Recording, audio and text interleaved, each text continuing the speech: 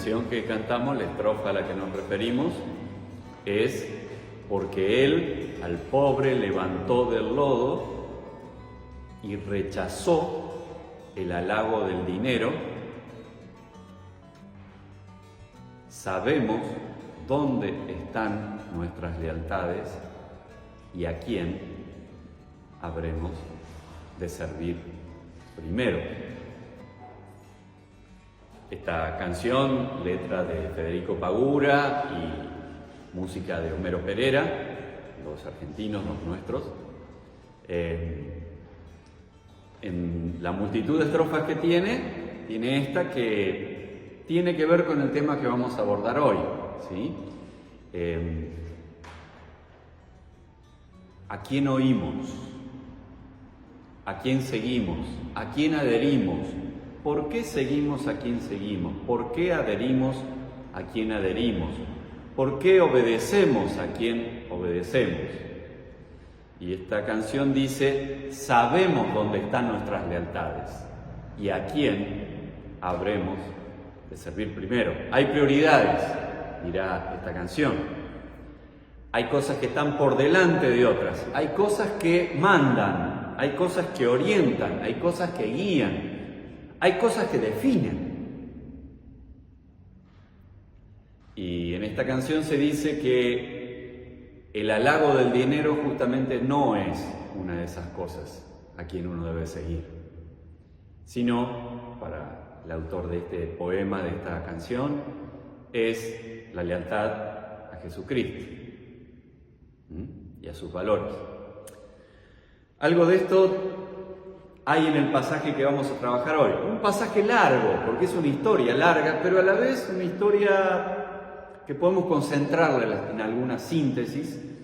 Y antes de eso tengo que decirles que lo que vamos a abordar hoy, Hechos 5, tiene que ver, para que tengan idea, con Hechos 3 y con Hechos 4. O sea que hay acá un desarrollo de 3 capítulos que tienen que ver y que son historias que están conectadas, ¿sí?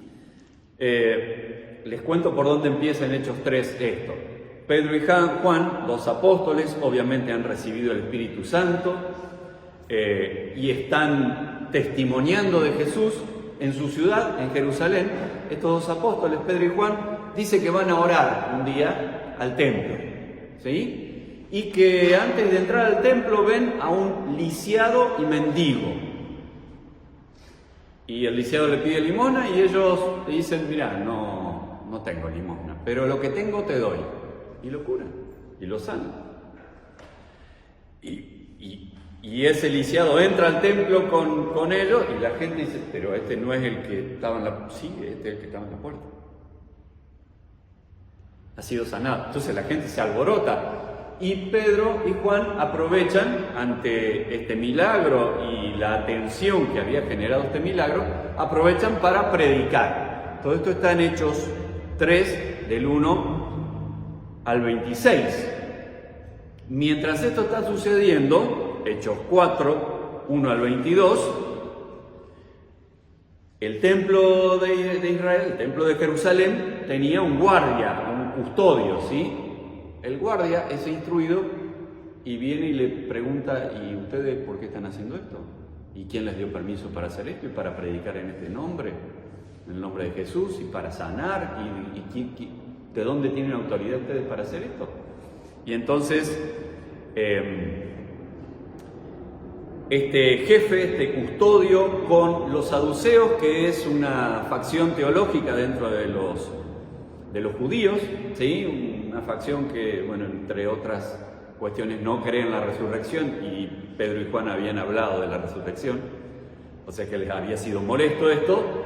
Ellos ordenan arrestar a Jesús, así que lo arrestan y lo encarcelan, ¿sí? Al otro día, las autoridades político-social de Israel lo llaman a Pedro y Juan, que pasaron la noche en la cárcel, y le dicen, ¿y ustedes en nombre de quién hacen esto y quién les dio permiso? Y después de escucharlo dicen, bueno, miren, se callan la boca y no hablan más en este nombre de Jesús. No dicen más nada. Los apóstoles se van, así termina el versículo 22 del capítulo 4. Hay otro episodio y ahora entramos entonces en la historia que nos va a concentrar hoy en día. Se los voy a leer y presten atención. Y lo voy a leer en una versión bastante fácil de entender, así que nos concentramos. Básicamente les voy a plantear tres partes de este relato bastante largo. Vamos a trabajar Hechos 5 del 12 al 42. Hechos 5 del 12 al 42. En Hechos, en el libro de Hechos, aparecen como algunos resúmenes. Claro, no es un relato que está todo el tiempo diciendo lo que pasó, sino que por ahí se dice, bueno, en este tiempo pasaron todas estas cosas. Lo que vamos a tener al principio y al final de este relato es un resumen. Va a haber dos resúmenes. Y entre medio de estos dos resúmenes vamos a tener una historia muy bien detallada y desarrollada. Les leo el primer resumen. Hechos capítulo 5, del 12 al 16. Por medio de los apóstoles, Dios seguía haciendo milagros y señales maravillosas entre la gente. Todos los días, los seguidores de Jesús se reunían en el portón de Salomón. Y aunque los que no eran del grupo no se atrevían a acercarse, todo el mundo los respetaba y hablaba bien de ellos. Cada día se agregaban al grupo más hombres y mujeres que creían en Jesús. La gente sacaba a los enfermos en camas y en camillas y los ponía en las calles donde Pedro iba a pasar, con la esperanza de que por lo menos su sombra cayera sobre alguno y lo sanara. Mucha gente de los pueblos cercanos a Jerusalén también llevaba enfermos y gente con espíritus malos, y todos eran sanados. Este es como el primer resumen que va a dar lugar a la historia que nosotros vamos a trabajar. Así que voy a leer ahora la historia más particularmente que vamos a abordar hoy. El jefe de los sacerdotes, versículo 17, y todos los saduceos que lo acompañaban, sintieron mucha envidia de los apóstoles. Por eso mandaron que los arrestaran y los pusieran en la cárcel de la ciudad. Pero en la noche un ángel del Señor se les apareció, abrió las puertas de la cárcel y los liberó. Luego les dijo: vayan al templo y compartan con la gente el mensaje de salvación. Ya estaba por amanecer cuando los apóstoles llegaron frente al templo y empezaron a hablarle a la gente. Mientras tanto, el jefe de los sacerdotes y sus ayudantes reunieron a toda la Junta Suprema y a los líderes del pueblo. Después mandaron traer a los apóstoles, pero los guardias llegaron a la cárcel y no los encontraron. Así que regresaron y dijeron: la cárcel estaba bien cerrada y los soldados vigilaban la entrada, pero cuando abrimos la celda no encontramos a nadie. Cuando el jefe de los guardias del templo y los sacerdotes principales oyeron esto, no sabían qué pensar y ni siquiera podían imaginarse lo que había sucedido. De pronto llegó alguien y dijo: los hombres que ustedes encarcelaron están frente al templo hablándole a la gente. Entonces el jefe de los guardias y sus ayudantes fueron y arrestaron de nuevo a los apóstoles, pero no los maltrataron, porque tenían miedo de que la gente se enojara y los apedreara. Cuando llegaron ante la Junta Suprema, el jefe de los sacerdotes les dijo: ya les habíamos dicho que no enseñaran más acerca de este hombre Jesús, pero no nos obedecieron. A todos en Jerusalén les han hablado de Jesús y hasta nos acusan a nosotros de haberlo matado. Pedro y los apóstoles respondieron: nosotros primero obedeceremos a Dios y después a los humanos. Ustedes mataron a Jesús en una cruz, pero Dios, a quien adoran nuestros antepasados, lo resucitó. Dios ha hecho que Jesús se siente a la derecha de su trono y lo ha nombrado jefe y salvador para que el pueblo de Israel deje de pecar y Dios le perdone sus pecados. Nosotros somos testigos de estas cosas y también el Espíritu Santo, porque Dios da su Espíritu Santo a todos los que lo obedecen. La Junta Suprema los escuchó y sus miembros se enojaron tanto que querían matarlos. Pero un fariseo llamado Gamaliel ordenó que sacaran a los apóstoles por un momento. Gamaliel era maestro de la ley y los judíos lo respetaban mucho. Así que les dijo a sus compañeros israelitas: piensen bien lo que van a hacer con estos hombres. Recuerden que hace algún tiempo apareció un hombre llamado Teudas, quien se creía muy importante, y como 400 hombres creyeron en él. Luego alguien lo mató y todos sus seguidores huyeron y no se volvió a hablar nada de él. Después apareció un tal Judas de la región de Galilea y muchos le hicieron caso. Eso fue en los días en que estaba haciendo la lista de todos los habitantes de Israel. A ese también lo mataron y sus seguidores huyeron. En este caso, yo les aconsejo que dejen en libertad a estos hombres y que no se preocupen. Si lo que están haciendo lo planearon ellos, esto no durará mucho. Pero si es el plan de Dios, nada ni nadie podrá detenerlos y ustedes se encontrarán luchando contra Dios. A todos les pareció bueno el consejo, así que enseguida mandaron traer a los apóstoles y ordenaron que los azotaran en la espalda con un látigo. Luego les prohibieron hablar de Jesús y los dejaron en libertad. Y los apóstoles salieron de allí muy contentos porque Dios les había permitido sufrir por obedecer a Jesús. Esta es la historia en sí, el relato bien detallado. Y ahora el pasaje cierra con otro de estos acostumbrados resúmenes a los que nos tiene acostumbrado el libro de Hechos.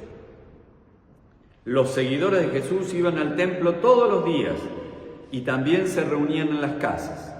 Los apóstoles, por su parte, no dejaban de enseñar y de anunciar la buena noticia acerca de Jesús, el Rey elegido por Dios.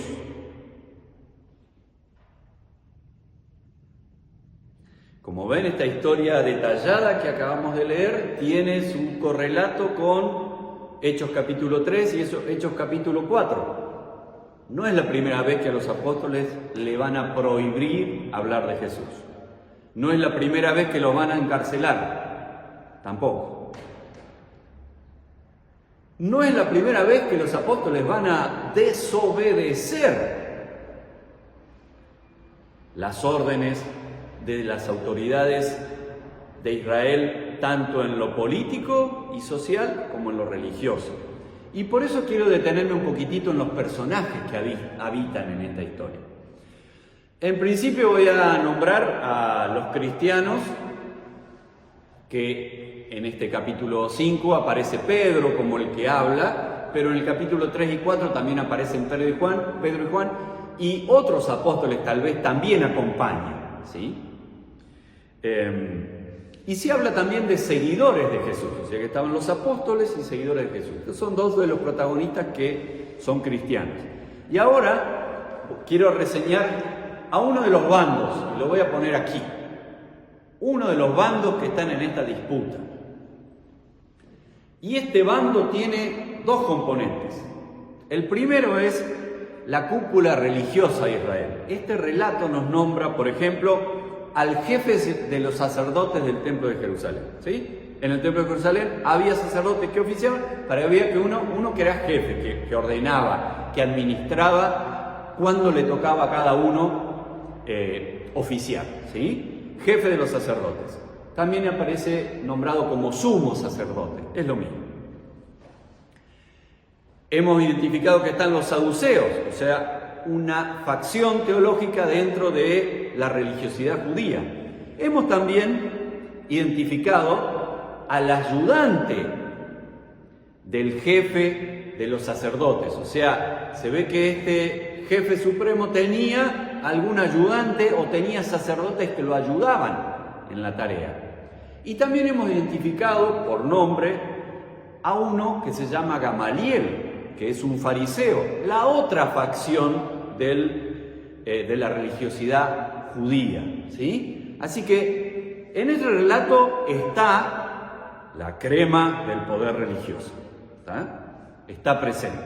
Pero no solo la cúpula del poder religioso está en este relato, está la cúpula del poder civil, del poder político-social. Miren, aparece el Sanedrín o Consejo o Junta Suprema, 71 ancianos de Israel que se reunían cuando había un tema importante para debatir sobre qué hacer, ¿sí? Como un consejo deliberante nuestro del día de hoy. Junta Suprema, Concilio, Sanedrín o Asamblea de Ancianos y Líderes de Israel. Tenemos a otro personaje, el guardia cárcel, porque quien mete en la cárcel a instancia de lo que pide la cúpula religiosa es la cúpula política, y la cúpula política obedece esas órdenes y las lleva adelante a través, en este caso de meter a alguien en la cárcel, al jefe de los guardiacárceles. También hay un jefe o capitán de la guardia del templo, que es también una figura social, ¿sí? Es alguien que cuida que en el templo no haya desmanes, ¿sí? Pero es también una persona ligada al poder político, si bien trabaja en un lugar religioso, ¿sí? Sé que, miren, todos estos personajes, sumados a los alguaciles o guardias de la cárcel, están desde este bando, ¿sí? Son las autoridades de Israel, son autoridades religiosas por un lado y políticos, sociales o cívicos por otra, ¿sí? Y este es un bando.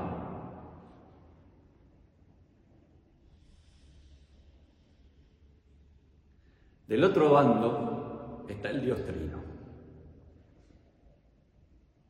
Estos piden obediencia.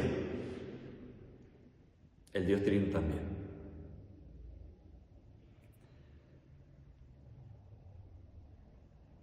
Los apóstoles son sacados milagrosamente de la cárcel, ¿sí? Tal es así que cuando van a buscarlos, porque dice, che, están en el templo, y cuando van a buscarlo a la cárcel, están los guardiacárceles, están todos apostados donde tienen que estar, la cárcel está cerrada, pero adentro no hay nadie. ¿Cómo salieron? Salieron milagrosamente. Salieron milagrosamente como milagrosamente sanaron a este lisiado que pedía limosna. Hay una intervención divina en esto, hay un milagro.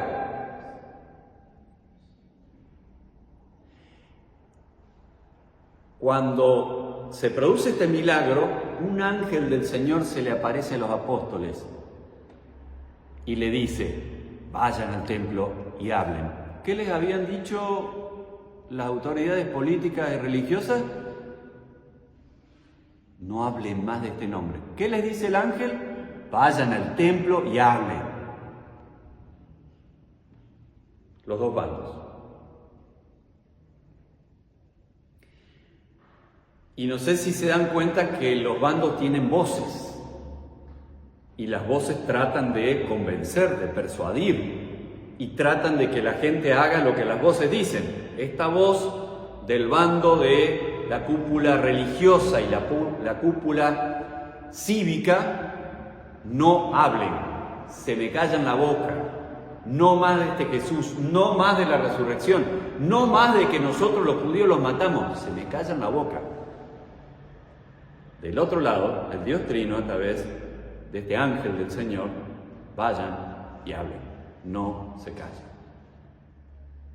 ¿Tiene que ver con la canción del principio? ¿Sabemos dónde están nuestras lealtades? Claro que sí. ¿Y a quién habremos de servir primero? Claro que sí. Nada más que en este texto es, sabemos a quién oiremos y por amor sabemos a quién obedeceremos. Esta es la experiencia de los apóstoles, que obviamente están tironeados, están en una tensión entre estas dos voces.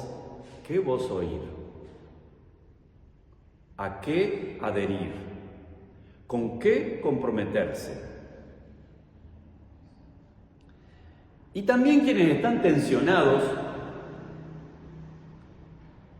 por estos dos polos o por estos dos bandos son el pueblo judío, porque ellos también escuchan diferentes voces. Ellos también ven que este bando tiene animosidad contra los cristianos. Dice que todo surge porque a la cúpula religiosa le dio envidia lo que estaban haciendo Pedro y Juan. Miren dónde surge este conflicto de intereses. A la cúpula religiosa le dio envidia y por eso, ¿y ustedes en nombre de quién hablan y quién les dio autoridad? Nosotros somos los religiosos. Vengan a hablar con nosotros y nosotros les vamos a decir qué tienen que decir y qué no. Vengan, ¿ustedes dónde estudiaron? ¿Ustedes dónde se recibieron? ¿Ustedes quién les dio autoridad para que hablen? ¿En nombre de quién hablan? Porque nosotros somos la institución religiosa, ¿eh? Ojo con nosotros. Este templo es nuestro. Nosotros administramos lo que pasa acá. Esa gente envidiosa fue la que comienza el conflicto, ¿sí? Y el pueblo se da cuenta de que hay un conflicto entre esta cúpula religiosa y lo que dicen los cristianos a partir de lo que el Dios Trino le dice que digan. La gente se da cuenta. Y también la gente tiene que optar a quién oír. ¿Oímos a la autoridad religiosa y a la autoridad política? ¿Oímos a los cristianos que nos hablan de parte de este Jesús? Así que la gente también está dentro de esta tensión que plantea el pasaje. Es más, el pasaje lo dice muy sutilmente. Dice que mucha gente hablaba muy bien de los cristianos, pero no se juntaba con ellos. No vaya a ser que las autoridades tomen represalia, porque se hacen amigos, porque comparten, porque los escuchan. Por lo tanto, la gente, el pueblo también está tensionado por estos dos bandos. En resumen, dos bandos, los cristianos y el pueblo, tensionados por las contradicciones que hay entre estos dos bandos. Las órdenes contradictorias que plantean estos dos bandos. No hablen de Jesús, no hablen de la resurrección, hablen de Jesús, hablen de la resurrección.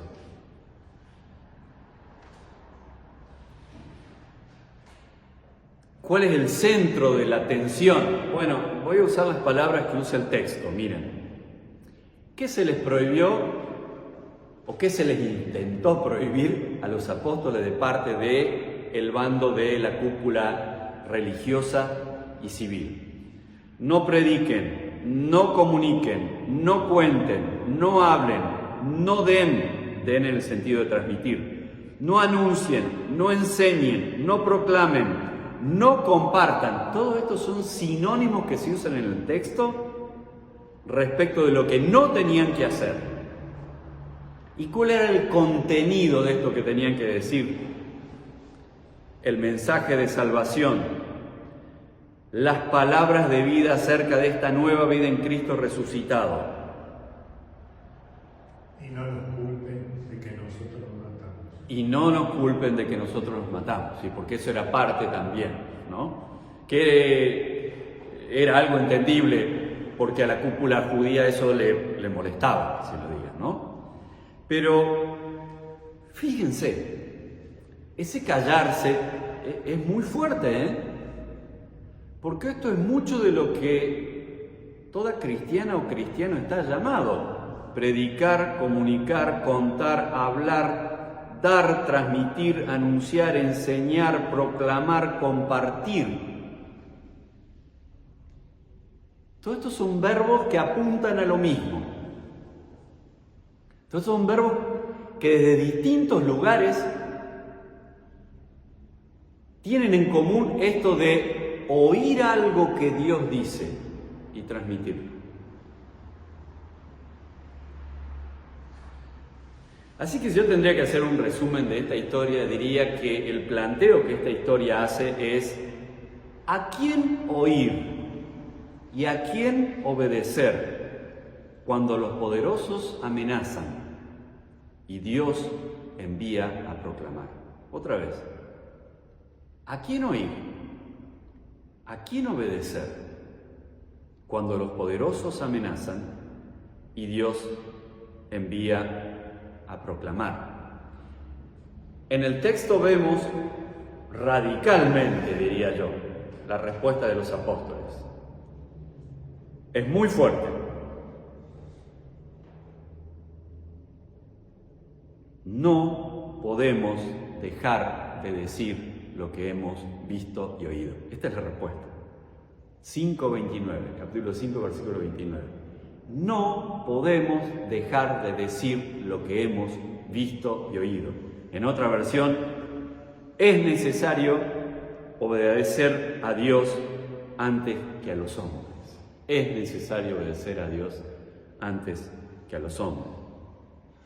Y como ya les dije, varias veces la cúpula del poder religioso y civil ha intentado amedrentar, amenazar, coartar la libertad de los apóstoles para que ellos no hablen. Fue inútil. La voz de este bando, la voz del bando del Dios Trino, la voz que escucharon de parte del ángel fue la voz que oyeron. Y fue la voz que, por amor, por compromiso, aplicaron y vivenciaron.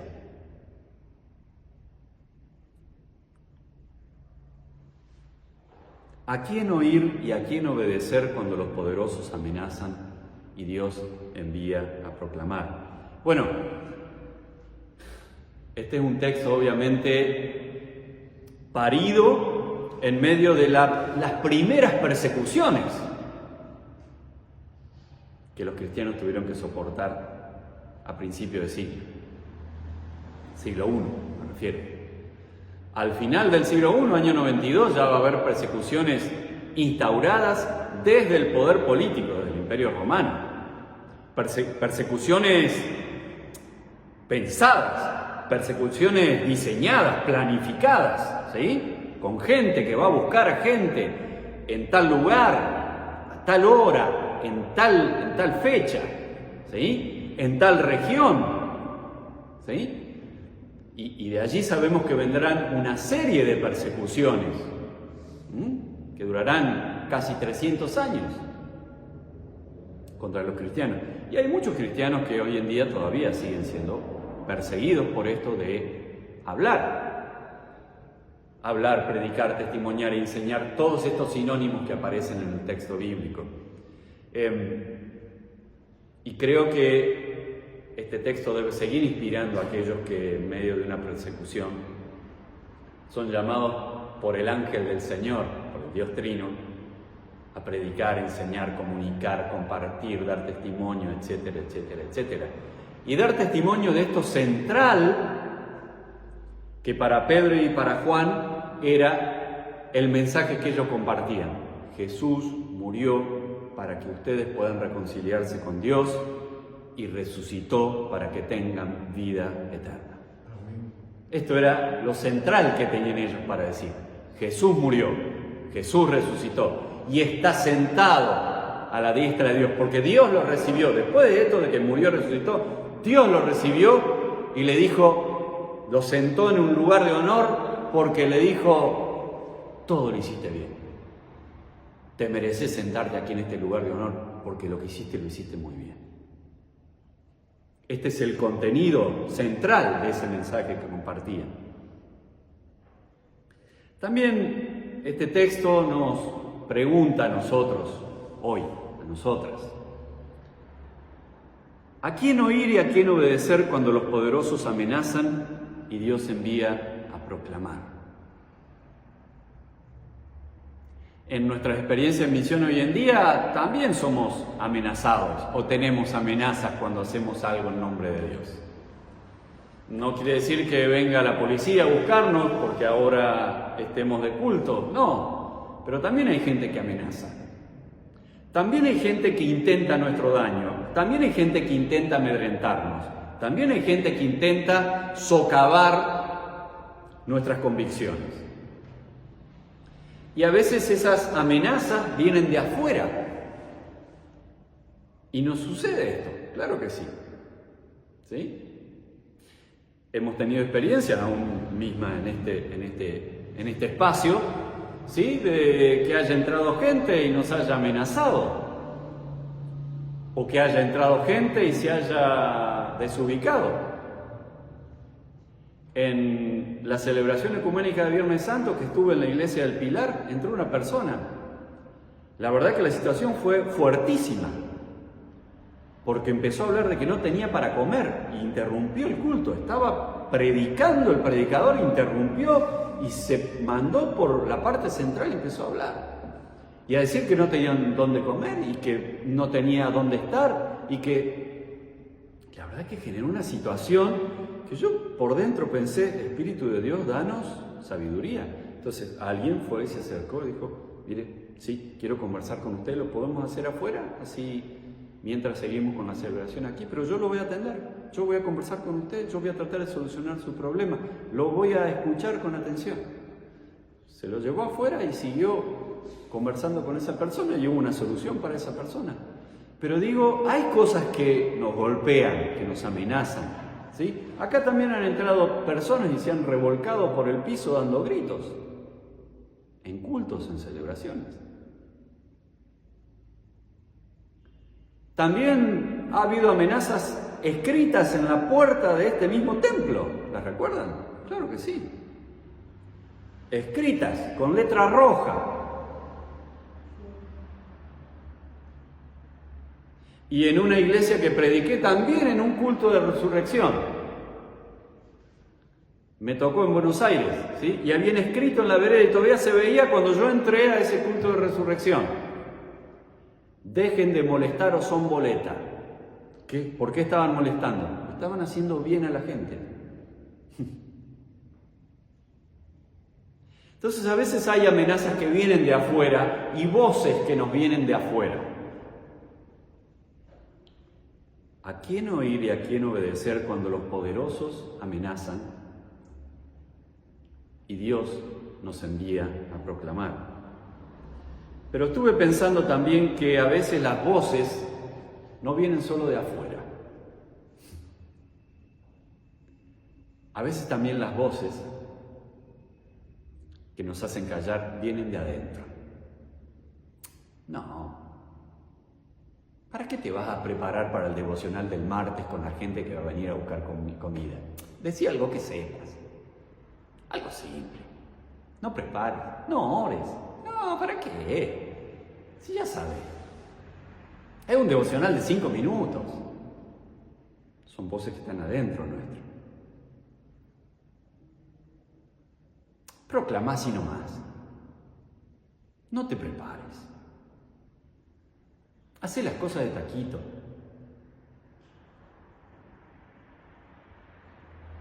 A veces esas voces que están dentro nuestro vienen dentro de nosotros mismos. U otra, por ejemplo. ¿Y vos crees que eso que digas y que prediques el domingo, Wilfredo, a alguien le va a quedar algo de lo que vos digas? ¿Vos creés que le va a interesar? ¿Vos creés que mientras vos hables la gente no va a estar pensando en el partido de instituto? ¿O en el almuerzo con sus familiares? Y son voces que vienen de adentro. No hables. No te preocupes por lo que vas a hablar. No va a hacer nada. Nadie va a ser transformado. No le va a rozar a nadie. Nadie va a pensar nada. Te van a escuchar, te van a poner cara de qué interesante, pero no va a pasar nada. Esas son voces que a veces vienen desde dentro nuestro. Voces que nos dicen o bien no hables o bien no le des importancia a lo que digas. Habla cualquier cosa.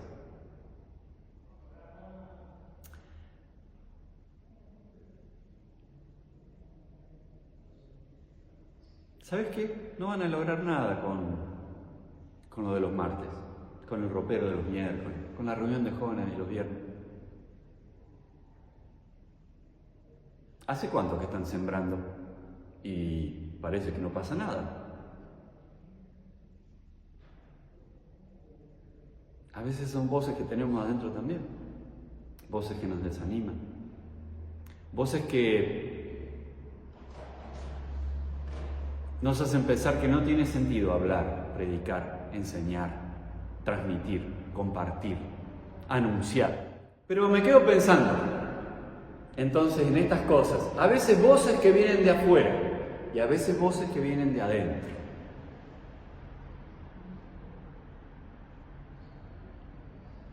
¿A quién oímos?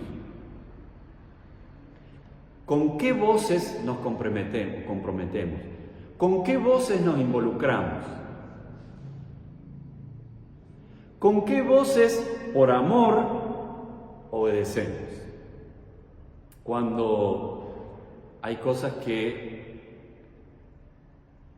nos dicen, no tiene sentido proclamar, no tiene sentido predicar, no tiene sentido anunciar, no tiene sentido enseñar, no tiene sentido compartir, no tiene sentido dar testimonio, no tiene sentido ser testigo, no tiene sentido transmitir.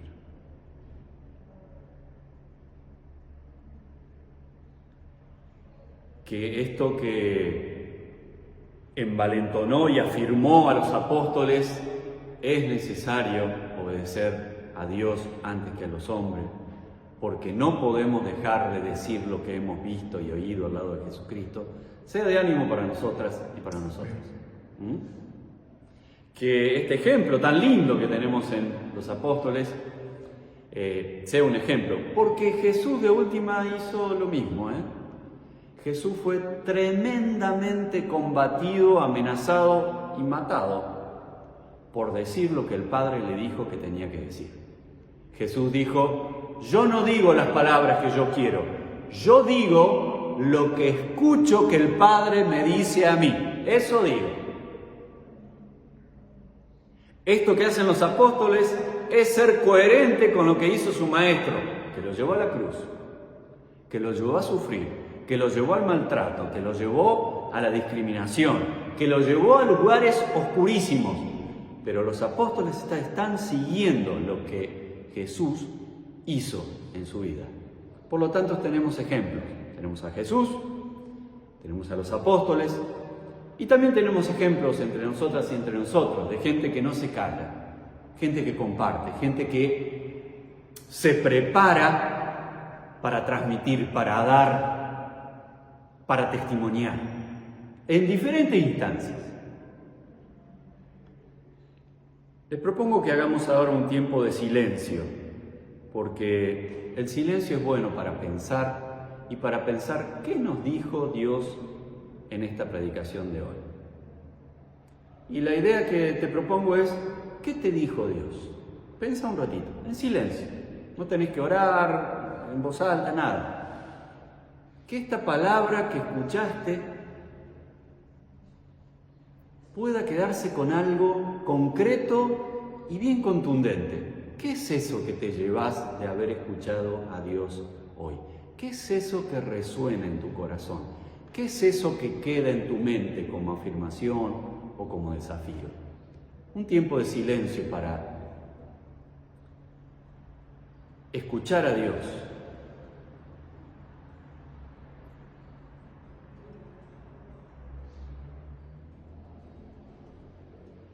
Querido Dios, necesitamos oírte, necesitamos discernir tu voz. No estamos tranquilos ni seguros con nuestras propias voces interiores, ni con las voces de los poderosos de este mundo, que nos seducen y amenazan. Necesitamos oír tu voz, Señor.